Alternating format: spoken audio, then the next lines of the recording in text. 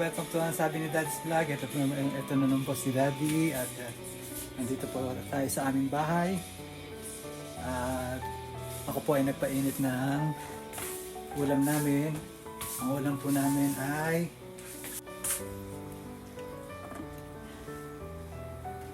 tinola. Yan. Pero po wala po kasing dahon ng sili dito. Ang nilalagay po namin ay spinach. Tapos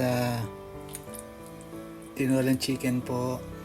Yun po ang ulam namin. Malilimutin na po si Daddy. Pinainit ko po kanina. Na buti na dito pa yung sister ko. Hindi, nakalimutan ko palang patayin. Ganyan nakaulyanin si Daddy. Mahirap masunugan. Lalo na po pag nasa ibang bansa tayo. Kagaya po nito. Nagsaing na rin po ako. Yan. Kasaing na rin po ako. Meron pong mga leftover dito. As usual. Naglaga po ako ng itlog panina. Ulam ko ng tanghalian. At may mga fruits din po kami para pagtagal pong umay.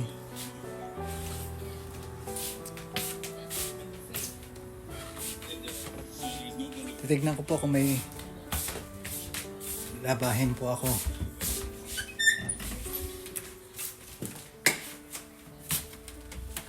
Okay, medyo kokonti pa po. Sayang po ang sabon tsaka tubig. Kaya hindi muna po ako maglalaba. Yung nilabahan ko po, yung iba tuyo na, yung iba hindi pa. Kasi masyado pong maulan ngayon. Masyado pong maulan ang month na ito. At salamat po sa aming Santo Niño at sa aming mahal na Birhen, sa ating mahal na Birhen, sa ating mahal na po ang Santo Niño dahil nakakaraos po tayo sa araw-araw nating ginagawa. At sana'y huwag niyang kalimutan na siyempre tayo po gumagawa ng sarili nating buhay. Siya lang po yung nakaalalay sa atin. Ingatan po natin ang ating katawan at nakaalalay po sila. Amen.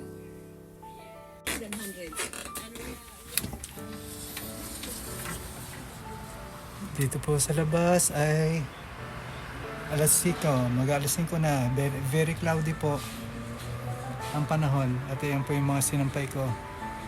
Hindi pa po natutuyo. Kanina po umaga ulan na ulan. Bukas ulan na naman po uli. Okay, wala akong tao dito. Ako lang. Ang anak ko po ay napunta sa ospital kasama po ng mami niya.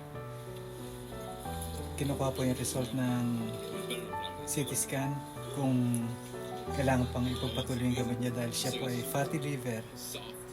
Yan. Siya po ay maraming taba sa katawan, sa atay. Pero siya po ay medyo nangayayat na dahil dito po sa bahay ay dinidisiplina namin ang kanyang pagkain para po hindi lumala ang kanyang kalagayan at binigyan po siya ng doktor ng vitamins para po protection sa atay.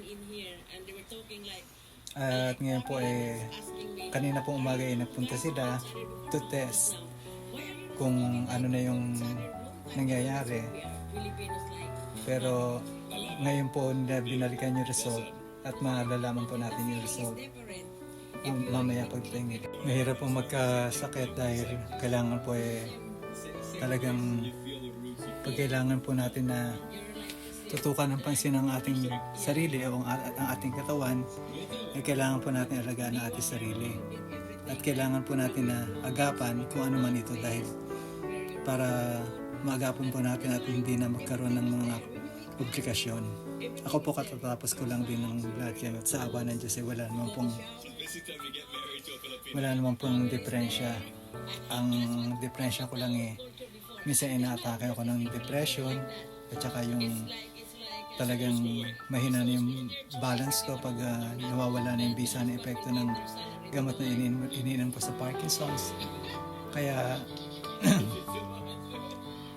at ito po, bihira ako magsalita kaya napapaos. Hindi na makakanta.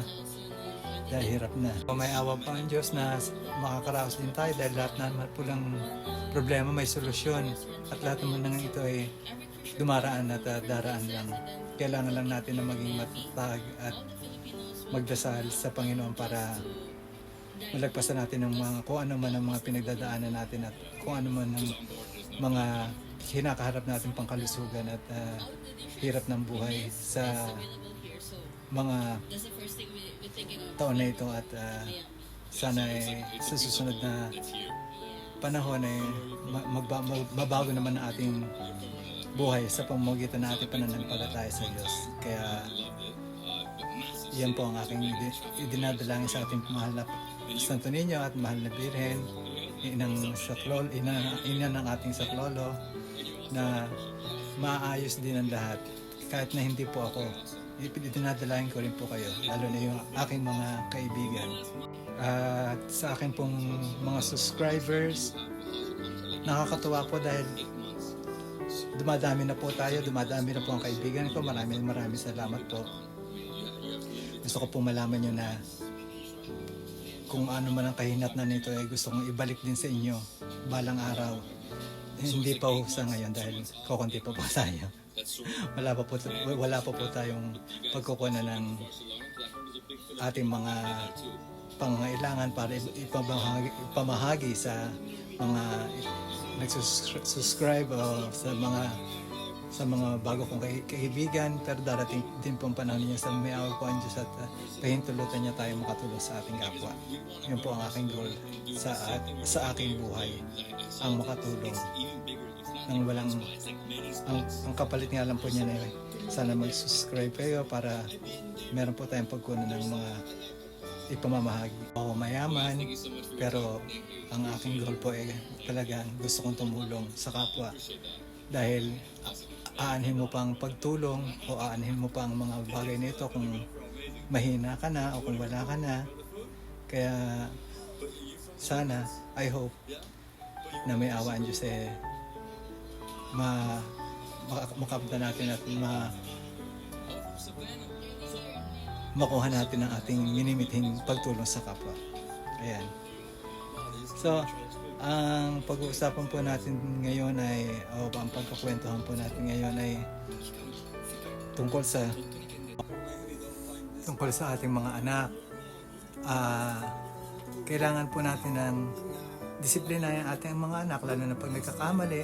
Pero kailangan din po natin unawain at alamin kung anong mga ipinagre-rebelde ng ating mga anak. Sana po ay makatulong ako lalo na sa mga magulang, lalo na sa kagaya ko na may excuse me po, sa mga magulang na may anak na special child o merong autism na talagang pag alam natin naman na pag tinoyo talagang nawawala at minsan nananakit o sinasaktan nila ang sarili nila. Kailangan po natin ng mahabang pasensya at PC para makalma po natin sila. Hindi natin po sila kailangan patulan dahil wala pong mangyayari kahit patulan po natin sila, lalo sila magre-rebelde. Wala pong mangyayari sa ating gagawing karahasan. Kung papalitan natin ng karahasan, wala pong mangyayari at tayo lang po ang talo. Nakakaawa lang po ang bata. Kaya ang kailangan po ay marami pong bagay na dapat tayong isaalang-alang. Una-una, hindi po nila alam yung wala po sila sa tamang edad. Kahit po yung mga normal na kids, kailangan po natin na ipaliwanag unti-unti at dahan-dahan po natin ipaliwanag sa kanila na mga bagay na hindi dapat natin ibigay o ang mga bagay na dapat na kanilang gawin o sundin ay kailangan nilang sundin dahil tayo po ang magulang, tayo po ang nagpapatakbo ng ating magiging buhay ng ating anak. Hindi po sila ang masusunod. Kailangan po tayong didisiplina para po maganda ang kanilang kalakihan at hindi po sila makapanakit at mamahalin po kayo ng ating mga anak at maituturo po nila din ito sa kanila magiging anak pa. Mahirap pong mabuhay sa ibang bansa kasi ma-adapt po ng mga anak natin yung mga kultura at mga tradisyon at mga style, lalo na sa mga kabataan ngayon na nabubuhay sa gadgets dahil yung iba ay nakakatulong, yung iba ay nakakasama. Hindi po natin kailangan na palagpasin niya, kailangan po merong limitasyon. Kailangan po na lagi nating titignan kung ano ba yung mga pinanonood nila, kung ito ba may mga kasi hindi po natin mababantayan 24 hours ang ating mga anak. Minsan marunong po yan mga yan, nagtatago po yan ng kung ano pinapanood nila. Isa-silent lang nila yung phone o tablet. Wala na, nakapanood na sila ng mga karahasan. Yan po ay tatatak na sa utak nila. At yan po ay mga pwede nilang gawin balang araw. Kaya kailangan po importante ang paggabay at talagang pangangalaga, lalo na sa mga kabataan ngayon na masyado ng ma-experiment o marami ng nalalaman tungkol sa mga gadgets na daig pa tayo mga lola. Talagang daig tayo, hindi niyo po ba alam? Daig tayo na siya na taong gulang, 10 taong gulang grabe na sa gadgets. Ang anak ko may autism.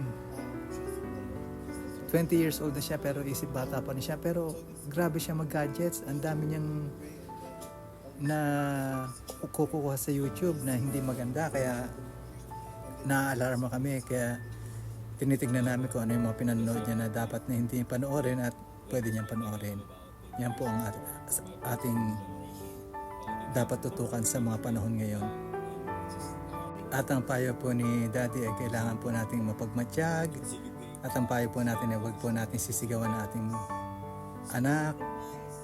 Ipaalala po natin at ipadama sa kanila pa rin ang pagmamahal, at sabihin natin sa kanila na nang malumanay kung paano at hanggang saan pwedeng gamitin ang mga gadgets at hanggang saan ang limitasyon sa paggamit at panonood nito.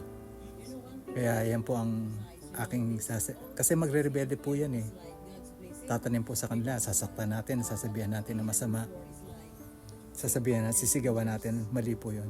Sabihin po natin na malumanay na hindi maganda to, bawal to. Maintindihan po naman nila yan. Talagang kailangan lang po talaga ng pasensya at pangunawa. Mga kaibigan, hanggang dyan na lang po, at sana po nagkaroon tayo ng mga aral at lesson tungkol sa ating pagdisiplina sa ating mga anak sa paggamit ng mga gadgets at sa panonood nila ng mga bagay na hindi naman maganda, na hindi makakatulong sa kanilang paglaki.